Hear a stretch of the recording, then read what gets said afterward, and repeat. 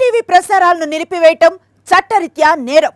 సాక్షి TV ప్రసారాల కోసం మీ స్థానిక cable ఆపరేటర్ను వెంటనే సంప్రదించండి. DTH లో ఇంటర్నెట్ లో కూడా సాక్షి టీవీ ప్రసారాలను వీక్షించవచ్చు. మొంతా తుఫాన్ దిశ మార్చుకొని తీరం దాటడంతో ఉప్పాడ మత్స్యకారులు ఊపిరి పీల్చుకున్నారు. తుఫాన్ల ప్రభావంతో గత 30 ఏళ్లుగా తీరం కోతకు గురై ఇళ్లు చెట్లు కూలిపోయి సముద్ర గర్భంలో కలిసిపోయాయని దివంగత ముఖ్యమంత్రి డాక్టర్ వైఎస్ రాజశేఖర రెడ్డి నిర్మించిన జియో ట్యూబ్ వల్ల ఉప్పాడ తీరం కొంతకాలం కోతకు గురి కాకుండా ఉందని మత్స్యకారులు గుర్తు చేసుకుంటున్నారు. ఎమ్మెల్యేగా గెలిస్తే ఉప్పాడ తీరానికి రక్షణ గోడ నిర్మిస్తారని పవన్ కళ్యాణ్ ఇచ్చిన హామీని అమలు చేయాలని మత్స్యకారులు డిమాండ్ చేస్తున్నారు.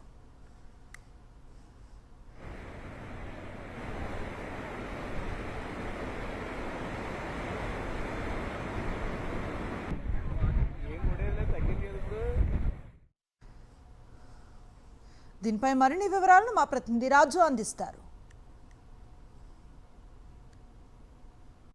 మోతా తుఫాను అంతర్వేది వద్ద తీరం దాటడంతో ఉప్పాడ ప్రజలైతే ఊపిరి పీల్చుకున్నారని చెప్పుకోవచ్చు. ఎందుకంటే మొదటి నుంచి కూడా వాతావరణ శాఖ కాకినాడ వద్ద తుఫాన్ తీరం దాటుతుందని చెప్పి హెచ్చరించిన నేపథ్యంలో ఉప్పాడ తీరంలో ప్రజలంతా కూడా తీవ్ర ఆందోళన నెలకొన్న పరిస్థితి ఉంది. ఎందుకంటే ఇప్పటికే దాదాపు 3 దశాబ్దాల పైగా ఉప్పాడ తీర ప్రాంతం అంతా కూడా దాదాపు కిలోమీటర్ వరకు మేరకు కోతకు గురైన పరిస్థితి ఉంది. నా ముందు ఏదైతే మనకు కనిపిస్తుందో ఒక స్తంభంలాగా అది పురాతనమైనటువంటి బావి. ఈ బావిని చూస్తే మనకు అర్థమవుతుంది ఉప్పాడ తీరం ఏ మాత్రం కోతకు గురైందన్నది స్పష్టమవుతున్న పరిస్థితి అయితే ఉంది.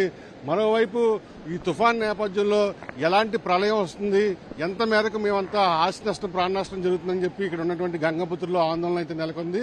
అయితే తుఫాన్ దిశ మార్చుకుని వెళ్లిపోవడంతో కేవలం ఈదురుగాళ్లు రాకాసాలు ఎగసిపడ్డాయి. పాక్షికంగా కొన్ని చోట్ల ఇళ్లన్నీ కూడా పడిపోయిన పరిస్థితి అవుతుంది. ప్రస్తుతం కొంతమంది మత్స్యకార నాయకులను వారితో మాట్లాడే ప్రయత్నం చేద్దాం. చెప్పండి, తుఫాన్లు వచ్చినప్పుడల్లా మీ ఉప్పాడ పరిస్థితి ఏంటండి? తాజాగా ఈ మోతా తుఫాను కూడా వచ్చిందన్న హెచ్చరికల నేపథ్యంలో ఎలాగ మీ మత్స్యకారులు జీవించారు ఇక్కడ? అయితే 26 నుంచి కూడా ప్రసారం ఏంటంటే తుఫాన్ భారీ బస్తులు వస్తుందని తుఫాన్ ప్రసారం చేశారు సార్. అయితే దానికి ఏంటంటే గతంలో చాలా సార్లు వచ్చేది, ఇది మరీ డేంజర్ అయిన తుఫాన్ అని 1996లో వచ్చిన గతంలో 96లో వచ్చిన తుఫాన్ లాడదని హెచ్చరిక సార్. అంటే గవర్నమెంట్ జీవో ప్రకారంగా. అయితే మేమేం చేస్తామంటే సార్ మొత్తం మీద ఈ కాడ నుంచి కాడికి మొత్తం బందోబస్తుతో భయపడతా ఉన్నాం సార్. ఎందుకంటే ఈ తుఫాన్ 96లో వచ్చినప్పుడు ఏమైందంటే 1250 మంది ఎంతమంది కానీ ఏంటి కాకినాడ మన అదే కోనసీమ జిల్లా నుంచి ఇలా చనిపోయారు సార్. అదే భయం మాకు గతంలో ఉన్నదే, ఇప్పుడు కూడా మేము భయపడ్డాం సార్. అయితే నైట్ జరిగే దానికి ఇంకా ఒత్తిడి ఎక్కువైంది, జనాల్లో ఇంకా భయపడి ఎక్కడికక్కడ చెదిరేసుకున్నారు సార్. అయితే ఇప్పుడు ఏమైందంటే గతంలో ఇదే తుఫాన్లు వచ్చేటప్పుడు మనకి ఒక 14 సంవత్సరాల బ్యాక్ వెళ్తే అప్పుడు ఏమైందంటే రాజశేఖర రెడ్డి గారు ఉన్నారు కదా సార్, మహానుభావుడు, ఆయన ఒక 12 కోట్ల రూపాయలు 13 కోట్లు ఇట్టి జియో సూప్తో గొట్టేయించారు సార్. అప్పటి వరకు ఈ 13 ఒక 13 సంవత్సరాల వరకు 12 సంవత్సరాలకు చాలా ఇది కాసింది సార్. ఈ జియో సూప్తో వేసింది గొట్టు ఉప్పాడంతా ఈ శిబిరం నుంచి శిబిరంతా కాసింది సార్, కిలోమీటర్న్నర.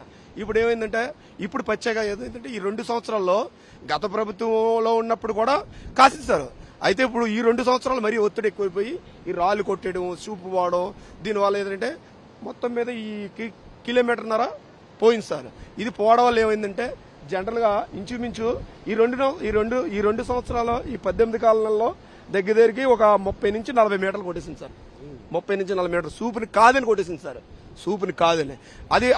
అదే పరిస్థితి అంటే ఇప్పుడు మేము అడుగుతున్నాం అంటే పవన్ కళ్యాణ్ గారు మొన్న వచ్చారు, మన ఎమ్మెల్యే గారు, మా పిఠాపురం ఎమ్మెల్యే గారు. ఆయన ఒక మాట చెప్పారు, ఏమన్నారంటే మీకు నేను అండగా ఉంటాను, మీ వైపు నేను ఉన్నాను అని ఆ రోజు ఆయన హామీ ఇచ్చాడు.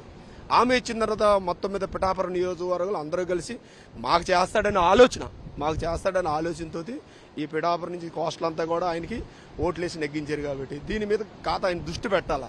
ఎలా దృష్టి పెట్టాలంటే కేంద్రంతో ఆయన మొన్న వచ్చాడు ఉప్పాడ మీటింగ్. గతంలో ప్రభుత్వం ఆయన ప్రసారం చేసేటప్పుడు నేను ఉప్పాడకి జియో సూప్ వేస్తాను, ఉప్పాడ కంపల్సరీగా గొట్టేస్తాను, అప్పుడు మాట ఇచ్చాడు 18 నెలల్లో నేను ఈ గొట్టేసే బాధ్యత నాది, మీకోసం మీ ఇంట్లో ఉన్నానని ఉద్దేశంతో చెప్పాడు సార్. అయితే ఆయన చేయాలా. ఇప్పుడు 18 నెలలు అయిపోయింది సార్. మొన్న మా మత్స్యకారులో చిన్న మీటింగ్ అయింది, దాంట్లోకి వచ్చారు, ఆయన మాట ఇచ్చారు, నా కాల పరిధిలో అవ్వడుకున్నా సరే నేను ఈ జియో సూప్ చేసి గొట్టిన ఉప్పాడిని కోనపెట్టి కాపాడే బాధ్యత నాది అన్నాడు సార్ ఎమ్మెల్యే గారు. అప్పుడు ఎప్పుడో వేస్తానంటే ఈలోగా ఉప్పాడు మొత్తం కలిసిపోద్ది సార్, ఈలోగా సముద్రంలో కలిసిపోద్ది. ఈ తుఫాన్ అనేది ఏ సమయంలో అవుతుందో తెలియదు. ఈ దేనికైనా టైం తీసుకోవచ్చు, కానీ దీనికి టైం తీసుకోవడానికి ఉండదు. ఈ త్వరితగతిన చేయాలి. వాళ్ళు అడిగినటువంటి పీరియడ్ 18 నెలలు పూర్తయిపోయింది. 18 నెలలు పూర్తయిపోయి ఇప్పుడు ఇంకా మళ్ళీ ఇంకో 2 నెలలు ఎంతో 3 నెలలు ఎక్స్ట్రా అయిపోయింది. ఇప్పుడు మళ్ళీ నా పీరియడ్ అయిపోతే నేను పదవి అయిపోయే వరకు చేస్తానంటే ఎలా కూర్చుందండి? ఈ 2 రోజుల్లో మా వీధిలో ఈ మెయిన్ ఉప్పాడ గాంధీబాబు సెంటర్ వరకు వచ్చి అటు నుంచి వెళ్ళిపోతున్నారని ఇటు వరకు ఏ అధికారులు కూడా రాలేదండి. పడిపోతున్నాయండి, చెట్లు పడిపోతున్నాయండి. ఇలాగ తుఫాన్ అనగానే మాకు చాలా అనుక్షణం భయంకరంగా ఉంటుందండి. ఏ టైంలో ఎలా ఉంటుందో అన్నది మాదైనా పాత భవనాలండి. ఎప్పుడు ఆల్రెడీ పడిపోతున్నాయండి. మనుషులు ఇంకా అంటే అపాయం లేదు, కానీ భవనాలు పోతున్నాయండి. ప్రతి క్షణం భయంకరమైన పోయండి, చాలా వరకు పోయండి. అనుక్షణం భయంలో ఉన్నామండి. ఇది ఉప్పాడ తీర ప్రాంతంలో ఉన్నటువంటి మత్స్యకారుల స్పందన. పవన్ కళ్యాణ్ ఎవరైతే ఇక్కడ పిఠాపురం ఎమ్మెల్యేగా ఉన్నటువంటి డిప్యూటీ సీఎం త్వరితగతిన స్పందించి కేంద్రంతో చొరవ తీసుకుని తక్షణమే ఉప్పాడకు రక్షణగా జియో ట్యూబ్ నిర్మించాలని, గతంలో అనేక తుఫాన్లు వచ్చి ఇప్పటికే దాదాపు 3 కిలోమీటర్ల పైగా ఊరంతా కూడా సముద్ర గర్భంలో కలిసిపోయింది. తుఫాన్లు వచ్చినప్పుడు కూడా మేమంతా కూడా కుటుంబాలతో కలిసి ప్రాణభయంతో జీవిస్తాము. త్వరితగతిన పాలకులు స్పందించి తక్షణమే ఉప్పాడను రక్షించేందుకు జియో ట్యూబ్ నిర్మించాలని కోరుతున్న పరిస్థితులు అయితే కనిపిస్తున్నాయి. విజయ్ శ్రీనివాస్తో కలిసి కరస్పాండెంట్ రాజు, సాక్షి టీవీ, ఉప్పాడ నుండి. మొంతా తుఫాన్ ప్రభావంతో యానాంలో గౌతమి, గోదావరి ఉధృతంగా ప్రవహిస్తున్నాయి. సముద్రపు అలలను తలపించేలా గౌతమి, గోదావరి ప్రవహిస్తోంది. ఈదురుగాలులకు 20 భారీ వృక్షాలు నేలకొరిగాయి. యానాం మొత్తం 24 గంటలుగా విద్యుత్ సరఫరా నిలిచిపోయింది. నిన్న మధ్యాహ్నం 1 గంట నుంచి వ్యాపార సముదాయాలు మూసివేశారు. యానాం నుంచి మరింత సమాచారం మా ప్రతినిధి నరేష్ అందిస్తారు. మోంతా తుఫాను ప్రభావం కేంద్రపాలిత ప్రాంతమైన యానంపై కూడా చూపిస్తుంది. నిన్నటి వాతావరణ ప్రభావం ఇంకా కొనసాగుతున్న పరిస్థితి నెలకొంది. ఎందుకంటే ఈదురుగాలులతో కూడిన వర్షం అనేది ఇంకా యానంలో కూడా కనిపిస్తున్న పరిస్థితి. ప్రస్తుతం నేను పెరి వీధిలో ఉన్నాను. గౌతమి, గోదావరి పరిసర ప్రాంతాలైన అయితే సాధారణంగా మనం నదీ వాటర్ని ఏ విధంగా చూస్తామంటే సాధారణ లెవెల్స్లో అది ఫ్లోటింగ్ అవుతుంటుంది. కానీ ఒక సముద్ర తీరంలో ఏ విధంగా ఉంటుందో, సముద్రం అలలా ఏ విధంగా కొట్టుకు వస్తాయో ఒడ్డుకి, అటువంటి దృశ్యాలను మనం ప్రస్తుతం యానంలో చూస్తున్నాము. పూర్తిగా కూడా నిన్నటి నుంచి కూడా ఇదే విధంగా భారీ ఎత్తున కూడా ఈదురుగాలులు వస్తున్నాయని, అదేవిధంగా ఈ సముద్రపు అలలాగా గౌతమి, గోదావరి ప్రవహిస్తుందని ఇక్కడున్న యానం స్థానికులు చెప్తున్న పరిస్థితి నెలకొంది. ప్రస్తుతం మనతో పాటు కొంతమంది స్థానికులు ఉన్నారు. వాటర్ కూడా నిన్న చాలా ఫ్లోటింగ్ అది ఎక్కువ ఉంది. స్వాములు కూడా స్నానం చేయడానికి అయితే ఇబ్బంది పడ్డారు ఇక్కడ. ఎటువంటి జాగ్రత్తలు తీసుకున్నారు అంటే ఒకవైపు తుఫాను అవుతుందని చుట్టుపక్కల ప్రాంతాలు కూడా కనిపిస్తుంది కదా, ఇక్కడ యానం పరిసర ప్రాంతాల్లో, ఈ గౌతమి, గోదావరి పరిసర ప్రాంతాల్లో ఎటువంటి జాగ్రత్తలు తీసుకున్నారు? మీకు ఏం కనిపించింది? అధికారులు ఏమైనా అప్రమత్తం చేశారా మీకు? 1 గంట తర్వాత అన్ని షాపులన్నీ మూసేసి ఇంట్లోంచి బయటికి రావద్దని చెప్పారు. ఇంకా షాపులు ఏమన్నా ముందుగానే తెచ్చుకోవాలంటే 1 గంట ముందే తెచ్చేసుకోమన్నారు. అన్ని ఎవరికాలు జాగ్రత్తగా ఉన్నారు. నార్మల్ టైంలో ఈ గౌతమి, గోదావరి ప్రవాహం ఏ విధంగా ఉంటుంది? తుఫాను వల్ల మీకు ఎంతవరకు తేడా కనిపించింది? చాలా వరకు తేడా కనిపిస్తుంది స్వామి. నార్మల్గా ఉండేది, మామూలుగా అవుతాయి. ఇప్పుడు నిన్న అయితే చాలా కెరటాల టైప్ వచ్చినాయి నిన్న, ఎప్పుడు లేని విధంగా. సాధారణ వాతావరణానికి భిన్నంగా ఏమైనా ఈ తుఫాన్ ప్రభావం వల్ల యానం చుట్టుపక్కల ప్రాంతాలకు కనిపించిందా? గాలి వేగం కావచ్చు, రిమైనింగ్ పరిస్థితులు కానీ? ఈ నైట్ అయితే గాలి చాలా గట్టిగా వేసింది. 2 గంటల నుంచి 3 గంటల మధ్యలో అయితే లిటరల్లీ చాలా గట్టిగా వేసింది గాలి. నిన్న గోదావరి చూసినప్పటికీ ఏమో సముద్రంలో మారిపోయింది. దాంతకు మించి 24 గంటల నుంచి కరెంట్ లేదు. ప్రతి ఒక్కరూ రవాణా కూడా స్తంభించిపోయింది. యానంలో శాంతి పద్ధతులు కూడా బాగానే తీసుకున్నారని చెప్పి నేను అనుకుంటున్నాను. ఈరోజు కూడా షాప్స్ 1 o'clock తర్వాత క్లోజ్ చేయడం అవన్నీ ఉన్నాయా? ఏ విధంగా ఉంది ఇప్పుడు? మార్నింగ్ జనరల్గా మీకు మార్నింగ్ మార్కెట్స్ అన్ని ఓపెన్ అయ్యాయా? నాకు తెలిసినంత వరకు లైట్గా ఓపెన్ అయ్యాయి.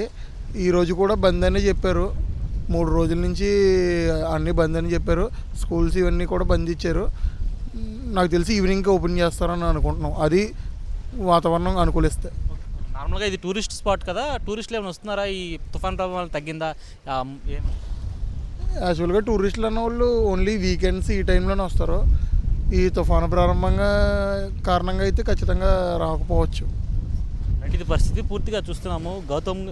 గౌతమి, గోదావరి ప్రవాహం ఏ విధంగా కనిపిస్తుందంటే ఇక్కడ నేరుగా నార్మల్ సాధారణ సమయంలో ఈ స్టెప్స్ ఏవైతే ఉన్నాయో, అంటే ఇప్పుడు నేను చూపించే ప్రయత్నం చేస్తున్నాను, వీడియో నరసింహ చూపించే ప్రయత్నం చేస్తున్నాను, ఏవైతే రాళ్ళు ఉన్నాయో పూర్తిగా ఈ రాళ్ళన్నీ కూడా, ఇటువంటి పెద్ద రాళ్ళన్నీ కూడా ఈ దిగువ మెట్లు కింద భాగంలో ఉంటాయి. కానీ నీటి ప్రవాహానికి రాళ్ళు సైతం కూడా పైకి కొట్టుకొని వస్తున్న పరిస్థితి. ఈ ఇంత పెద్ద స్థాయిలో దీనికన్నా పెద్ద రాళ్ళు కూడా పై వరకు, అంటే ఒక సముద్రపు అలలు వేగం ఏ విధంగా ఉంటుందో అలాంటి అలాంటి వేగాన్ని పోలి ఉండే అలలు నేరుగా కూడా గౌతమి గోదావరి పరిసర ప్రాంతాల్లో మనం చూస్తున్నాం. నేరుగా ఇదే విధంగా, ఎందుకంటే వీళ్ళు ఒకవైపు దీన్ని కట్టడి చేయడానికి, ఎందుకంటే నిన్న సమయంలో చాలామంది ఇక్కడున్న ఎవరైతే కొంతవరకు ఈ కాలంలో చాలామంది తెల్లవారుజామునే చలినీరు స్నానం చేసేవారు ఎవరైతే ఉన్నారో వారందరూ కూడా ఇక్కడ సాధారణ సమయంలో గౌతమి గోదావరిలో స్నానం చేస్తారని, కానీ నిన్నటి అలల వేగానికి ఏదైతే వాటర్ ఫోర్స్ చాలా ఎక్కువ వస్తుందో ఆ ఫోర్స్ కారణంగా స్నానం చేయడానికి కూడా ఎవరూ దిగలేదని చెప్తున్న పరిస్థితి కనిపిస్తుంది. అయితే మధ్యాహ్నం సమయం ఏదైతే 1 గంట సమయం ఉంటుందో 1 గంట సమయం నుంచే పూర్తిగా కూడా యానంలో షాప్స్ అన్ని క్లోజ్ చేసేయాలని కూడా చెప్పడం జరిగిందంట. అదేవిధంగా కొన్ని ప్రాంతాల్లో పూర్తిగా పవర్ కట్ చేశారని కూడా స్థానికులు చెప్తున్నారు. ఏదేమైనా సరే ఈరోజు తెల్లవారుజామునికి కూడా కొంతవరకు ఇంకా కొన్ని మార్కెట్స్ ఏవైతే రెగ్యులర్గా వీరు మార్కెట్స్ ఓపెన్ అవుతాయో అలాంటి మార్కెట్స్ కూడా ఓపెన్ కాలేదని, ఈదురుగాలుల ప్రభావం అనేది ఇంకా కొనసాగుతుంది. ఎందుకంటే గోదావరి పరిసర ప్రాంతమైన యానం అని, ఇది యానంకి సంబంధించిన ఒక టూరిస్ట్ స్పాట్స్, టూరిస్టులు కూడా ఎవరు కూడా రాని పరిస్థితి అని చెప్తున్నారు. ఎందుకంటే మోంతా తుఫాను ప్రభావం చాలా భారీ స్థాయిలో ఉందని ముందుగానే అధికారులు అప్రమత్తం చేశారు. అందులో భాగంగా టూరిస్టులు కూడా ఎవరు రాలేదని కూడా చెప్తున్నారు. అయితే ఏదేమైనా సరే ఇంకా తుఫాను ప్రభావం ఈరోజంతా కూడా ఇక్కడ యానం ప్రాంతంలో కూడా కొనసాగుతున్న పరిస్థితులు అయితే కనిపిస్తున్నాయి. వీడియో జర్నలిస్ట్ నరసింహతో నరేష్, సాక్షి టీవీ, యానం నుంచి.